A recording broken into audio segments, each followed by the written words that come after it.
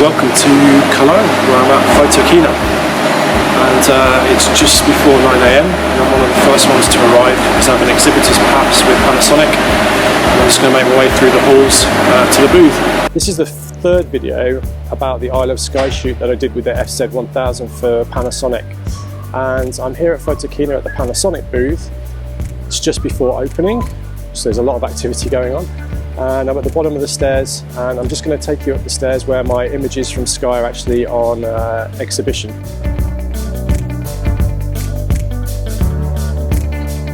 So you can see the 4 images that Panasonic have chosen. They're here on the wall. They've been actually printed by Whitewall, and it's interesting, the images I submitted the 10 and they've chosen the 4, and I'm actually really pleased with the 4 that they've chosen. The first one that they chose was the old derelict boat, Cologne, which was a really beautiful image. I was very pleased with that, and it's come out fantastic in the print. And then 2 waterfalls. This was the image you'll remember from the second video that I was really struggling with because it started to rain, and I actually wanted to get an image of the Old Manor store, which I never managed to do. This waterfall was very close to the Old Manor store.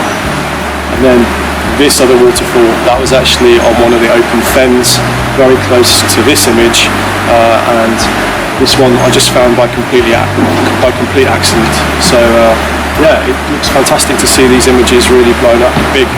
So it's not just my images on display, of course. This Panasonic stand at Photokina is absolutely huge. I think it's 1,500 square feet, someone told me yesterday. And you can see these walls. All of these walls have projects from the ambassadors, and with different cameras. So for example, you see here a project with the GX8, going all the way down the wall, more images blown up, and the same on this side. So it's actually a really great way of seeing different ambassadors, the different genres that they photograph in, and actually showcasing some of the technology that really enables us to be creative.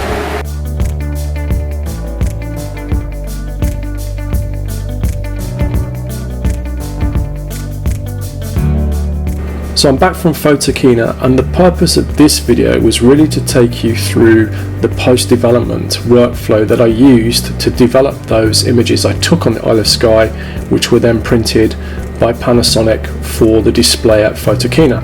So I'm going to jump into Lightroom now and just basically go through my workflow for those images. Okay, so I'm going to show you the workflow that I use for 2 of my images. The image from Cologne, because that's quite a challenging image to actually develop, and one of the waterfall images as well. As just to point out as well, this is not designed to be a Lightroom tutorial. I just want you to see what I did in order to be able to get these images printed for Panasonic. So let's take a look at the image from Cologne. So the first thing that we see on this image is that it actually is quite cold. It has a slight blue tint, and that's because I used a little stopper.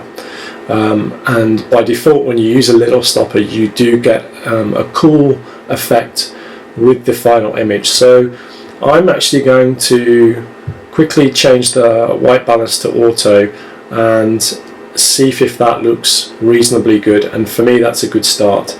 The temperature's gone up to 7,500 Kelvin. It probably could come down a little bit, so I'm just going to have a look at the daylight setting.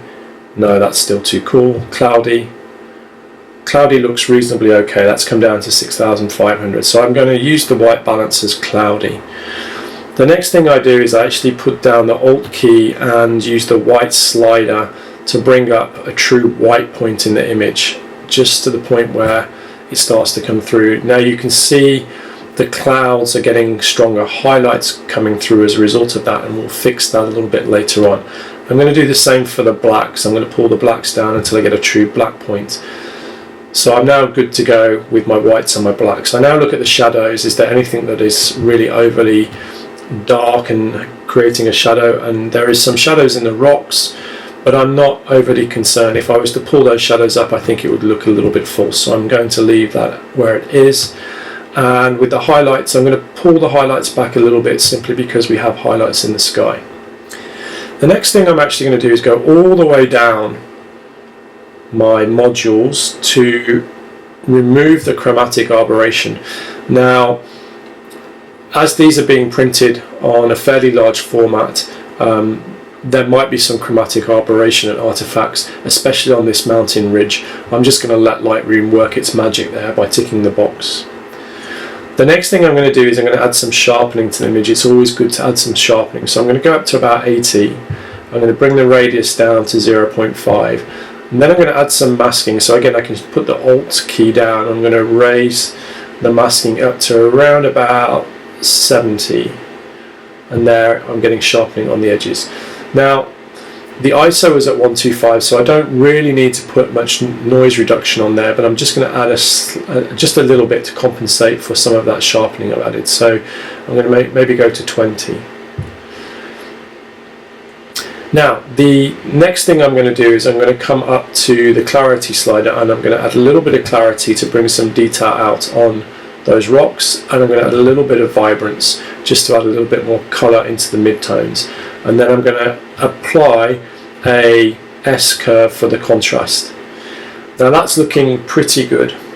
The issue that I have is that my sky isn't balanced, and that was because I've got dark clouds on the left and I've got highlights on the right. So I'm going to use two grad filters here. The first one, I'm going to put an angle on this side.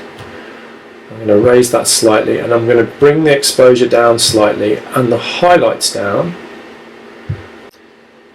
I'm going to create a second grad filter where I'm going to look at the highlights on the left of the mountain, and there I'm going to bring the highlights down.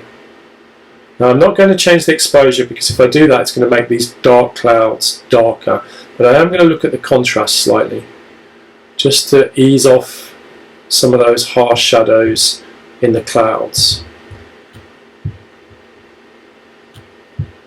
Okay, now the sky looks much better and balanced. Overall, I'm looking at my histogram here, and I can see that there's still a little bit of space to the right, so I can actually pull the exposure up a little bit more, and I'm going to do that right at the end. So now I've shifted the histogram to the right, a little bit more luminosity in the image, and the final thing I'm going to do is go to the luminance module. And because I have some oranges and greens, I want to accentuate a little bit those colours. So I'm going to pull the oranges up slightly and pull the greens up slightly. Around about there. I might just pull the yellows up slightly as well. So that's my final image. The sky is balanced, the exposure in the foreground is balanced, the highlights and the shadows are balanced, and there's enough colour saturation there without making it look oversaturated and giving a natural feel to the image.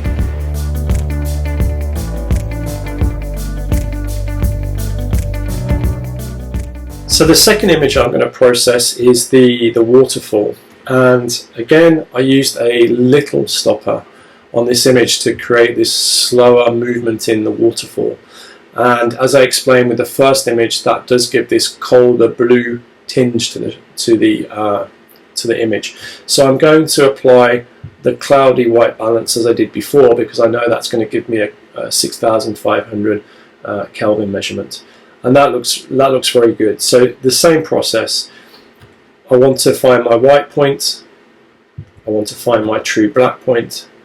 I want to then compensate a little bit the shadows that I have in the lower part of the image in the foreground, and then I want to eliminate any highlights. There aren't many highlights there, but I'm just going to drop those highlights down.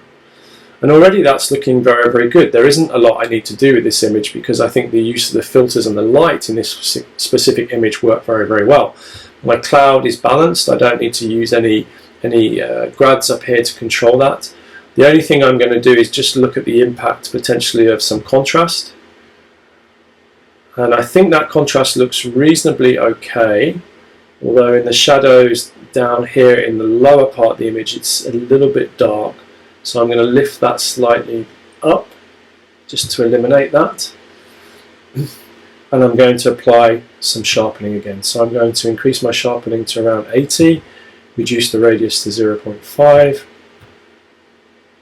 I'm going to apply some masking around about 70. Again, I'm at ISO 125, so there shouldn't be too much noise, but again, this is being printed, so I'm just going to add a little bit of noise reduction. I'm going to let Lightroom work its chromatic aberration magic again, because it is being printed, And now I'm going to go to my my luminance sliders. I don't want to add any saturation, I just want to make those greens pop a little bit more, so I'm going to play with this slider and bring it to the right.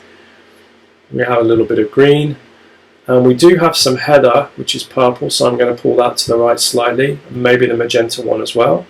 So on the right side this is starting to pop, and I'm just going to look at the orange slider as well, because these rocks are orange, and I'm going to see whether or not this is going to create a little bit more colour saturation, luminance in those rocks, and it does. So I'm going to just put that down slightly, again to keep things subtle and natural.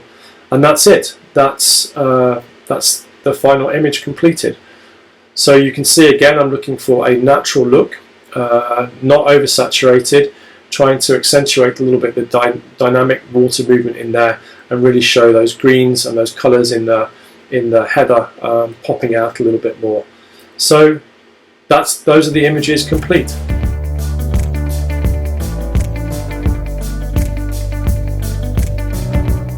So that's the project completed. I hope you've enjoyed the full series of videos. It's the first time I've really broken down a project into a beginning, middle and an end, and it's been a great experience for me. It's been really satisfying to see my work in print and actually have that exhibited on the Panasonic booth at Photokina. I've got some videos in the pipeline that are coming, again more focusing on bird photography, so be sure to check by my channel in the coming weeks. And I've also got some shoots coming up for wildlife photography in October, and some landscape and autumnal photography in early October and November. So if you've enjoyed the video, please leave a comment and subscribe to the channel, and I'll see you next time.